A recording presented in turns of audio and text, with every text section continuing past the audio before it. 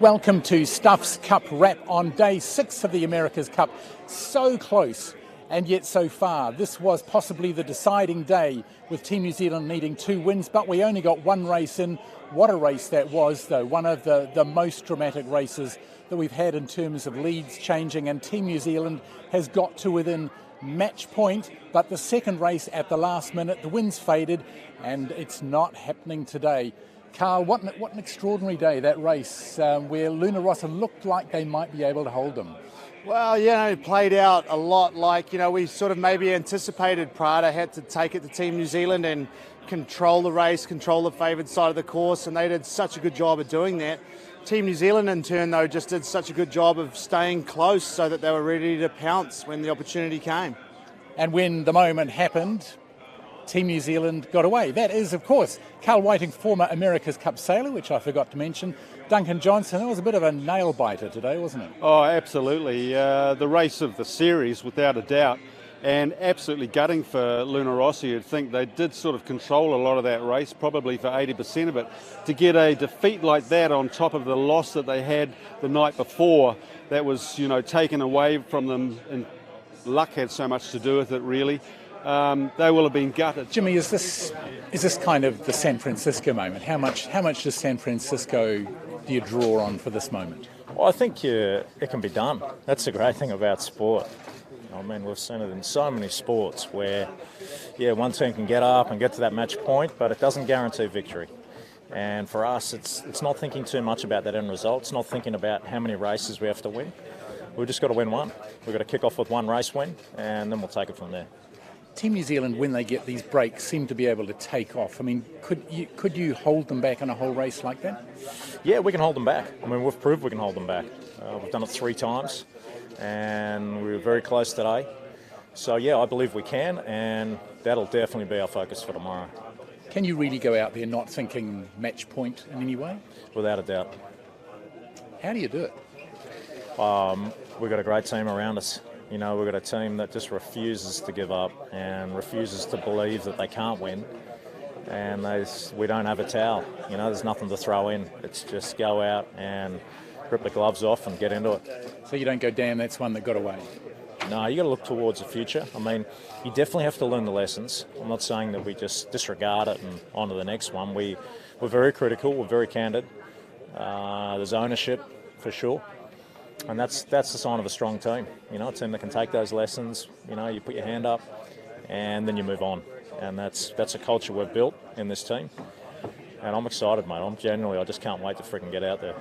I think for them, a chance to get it called off on this day and go through it to another day, regroup, take a deep breath, and let's do it again. I think they will be enjoying that.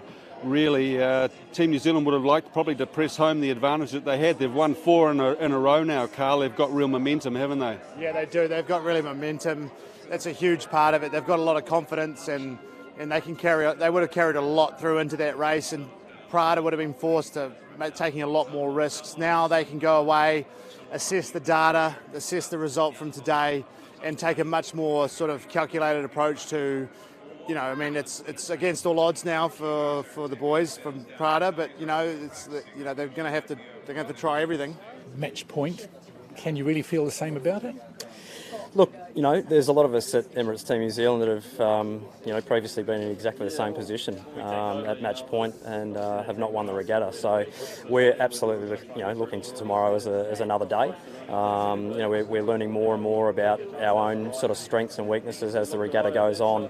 We're looking at tomorrow as just another day. We'll get out there and absolutely put our race hat on and get out there and do what we've been doing. And the racing today was obviously sensational. It was a privilege to be on the race course, racing around in those boats in those conditions. And hopefully tomorrow we'll have some sort of similar racing, and hopefully we'll be able to come out on top as we have done luckily in the last 3 races. It looks like you have the speed when the break is there. Do you just kind of wait for the moment?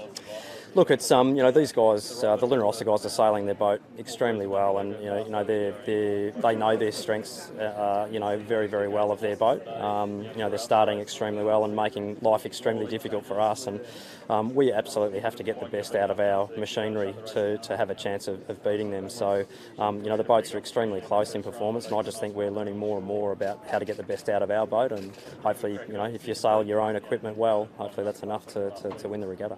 Conditions on Wednesday, a rerun of today? Slightly different, I think, actually, to be honest. So, look, we're looking at probably a nor'east slash sort of east-nor'east breeze. Either A or E course, I think, will be the course that Ian Murray, the regatta director, will choose. That'll be confirmed tomorrow at 10 a.m. in the morning. So, whichever course he does choose, though, we're ready for it. We've sailed a lot on all the different courses, and at the end of the day, we've got to get out there and have another solid day, and that's what our plan will be. Carl, in that race that we saw, could Luna Rossa have held them off all the way through, or is there always going to be a moment where that speed can be deployed? What's happening is in these boats, it's particularly hard to constantly tack in front of your opponent, and certainly in traditional match racing, I think you would have seen more aggressive covering, but this course C under North Head is so narrow, and the boats are bouncing off the boundaries. And what really undid Prada in the end was a sort of probably quite a significant right-hand shift that Team New Zealand sailed into when the boats both tacked. All of a sudden it went from 50 metres behind to 200 metres in front. And so, can you cover the entire racetrack? No. Can you stay in front of your opponent for the duration? A lot of the time, and it's just like it's a 1% thing. And they, the Kiwis, at the end of the day, the Kiwis were close enough to take the right action at the right moment. I thought Ian Murray took the right action at the right moment in the end too. There was a lot of disappointment around the race village that it was called off, and probably with TV viewers as well. But after that scintillating race we had, I don't think the match needed to be decided on a lottery. Your thoughts there, Carl? Yeah, I think I agree with that. Like, it would have been, you could see the boats were sitting in the water, they were on the tow already, and the breeze, was... The whole day is essentially gone against the forecast, which means there's a real, like a low level of confidence in it, and so a tough one to sort of put the America's Cup on the line on the roll of the dice.